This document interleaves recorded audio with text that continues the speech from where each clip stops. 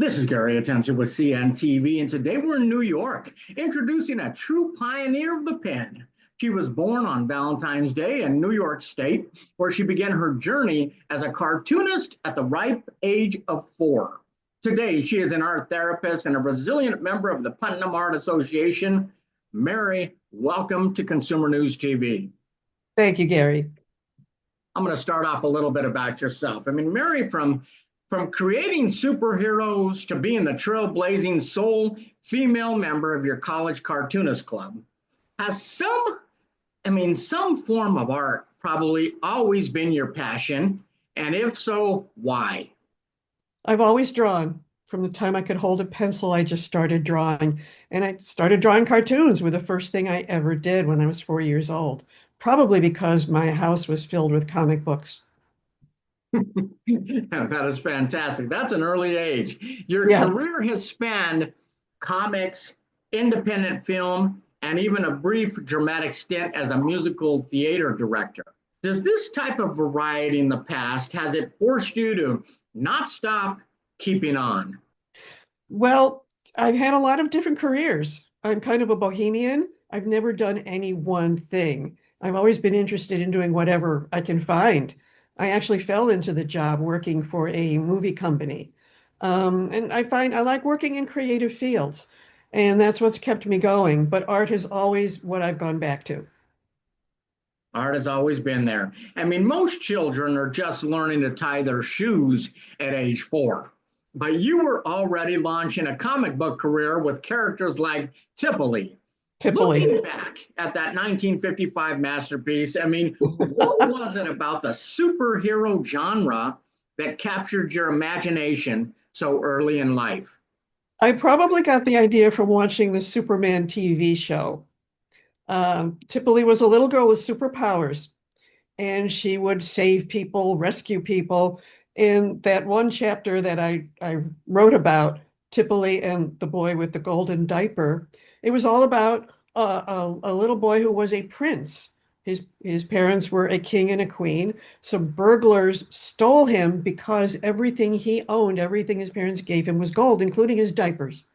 So they wanted to take his diaper and discard him and cash his diaper in and be millionaires. So Tipoli stepped in with her superpowers to rescue the prince and his diaper from the burglars. I was not old enough to read or to write, so I would dictate the story to my family who had to listen to it. That is great. It sounds like you were inspired by TV superheroes just like I was growing up. In high school, you traded your pencil really for a director's hat, culminating in an original 3-act musical. That's However, right. you famously decided to never direct a musical again. Did something happen behind the scenes that made you realize your heart truly belonged back with the visual arts? I had no idea what I was getting myself into. No idea at all. I thought, well, making a 3-act musical, that'll be fun. Well, it was a lot of work and a lot more work than I thought it would be. My drama coach said, go ahead and do it. So I did without knowing how much work was involved. And with the cast of characters, all the different people, I just had a lot of trouble handling it. It was a big job, and I said, I'm never going to do this again. But it was fun, and it was quite a learning experience. That is excellent. You learn to stretch yourself, but you realize this is not for me. No, thank you No, very much. that's right. During your time at Binghamton University, you were the only female member of the campus cartoonist club.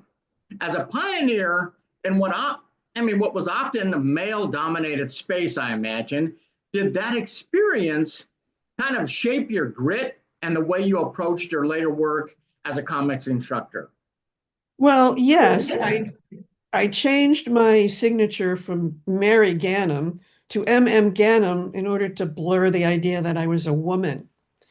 Um, there was this sense that women are just not considered funny. They're not considered as talented at doing comics as men were, at least at the time. That was true then in the 1970s. So I didn't want my gender to be known. I wanted to be known by my work. And yeah, it was hard being the only female member. All the other guys were doing superheroes, and I was doing basically comical satire. And some of the guys in the club actually left because they didn't want a woman in the club. That's a I fact. mean, behind those two letters, MM was a female, even if the world didn't know it. That's right. You've seen your share of challenges, including your arts association literally burning to the ground. Has your background in art therapy through drawing and creating kind of served as your own personal survival strategy, would you say? Well, yes, I got into art therapy when I didn't believe I could make a living as a cartoonist or an illustrator, but I wanted to do something with my art degree.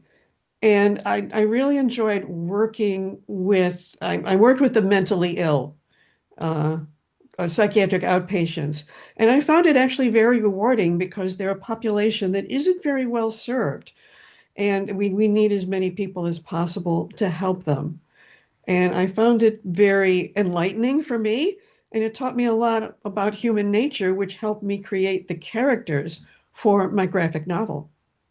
What a great way to give back to your community, something you learned from, I'm sure. As a former comics instructor, how do you see the act of drawing comics as maybe a therapeutic tool? I mean, is it about more than just the art on the page? Is it about helping others maybe find their own superpowers through the pen? Yeah, as a matter of fact, it is. You learn a lot about yourself when you sit down to draw characters, people, places. You draw from your own experience. It really is like being a writer, only you're drawing also. The part of you that is visual, also with the part of you that is emotional, gets involved in the drawing of comics.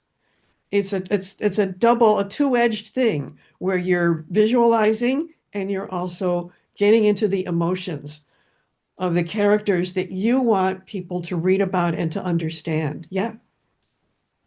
Interesting. That is interesting. I mean, you're the author of Bastymania, a graphic novel over 45 years in the making. This has now been published by you. How did the idea for this book come about? It came about as far back as 1971. I was thinking about rock music and popular music and how much I loved it. I grew up with it from the very beginning, with the beginning of Elvis and Little Richard in 1956. And I had thought about writing something about the music and the history of the music of that time. But I didn't know how to do it. I didn't want to do a documentary. I wasn't sure I wanted to do, say, a historical piece.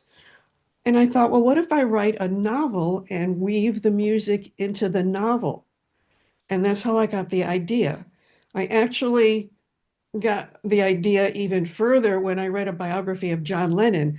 And I thought, what if I created a fictional John Lennon character? And I wrote about his band and about the rise of his band and the eventual success of his band, starting from 1956 when he's a teenager up until he becomes a famous rock star. And I thought of weaving the music into the story. That is fascinating. I mean, what is this comic book about, and what do you think the reader will come away with? Oh, yeah. The comic book is about five guys, later four guys, who start a band in England in 1956.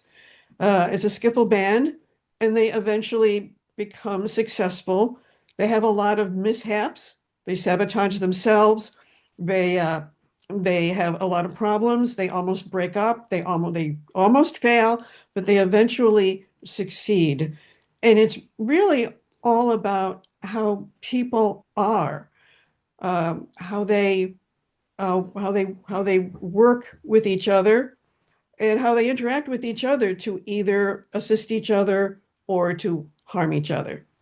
I've been in a rock band myself, and I know the band is just like a family. We have challenges, we have bonds that nobody can touch. I understand you are currently writing the next part of Bastymania. Can you provide maybe a teaser as to how you've continued to develop this story that has lived with you now for decades? Well, this is after the band has become famous, and they're quite famous, worldwide famous, but they eventually break up. They have what's called a clubhouse, and like you said, they are very much like a family. And the family, like all families, they have their ups and downs and they have their problems.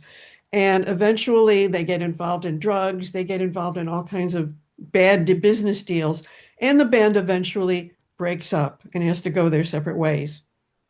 It's a fake band, but a very realistic approach to what happens many times. Mary, you now live in Hopewell Junction, New York, with your husband, Bob, and you continue to draw, write, and create. Is this still rewarding work for you? Oh, yes, it is. And it's going to be rewarding for me, especially since I started this because I was losing my eyesight. And I wanted to write it and finish it while I still had my vision. So this will probably be the last uh, work that I will do of this type.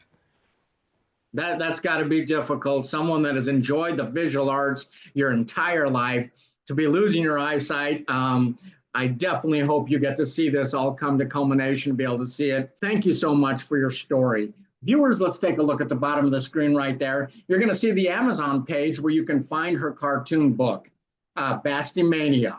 Love is Strange, a satirical look at mid-20th music through the eyes of a make-believe famous rock band. This is Gary Atensa with CNTV, and if you don't know, now you know.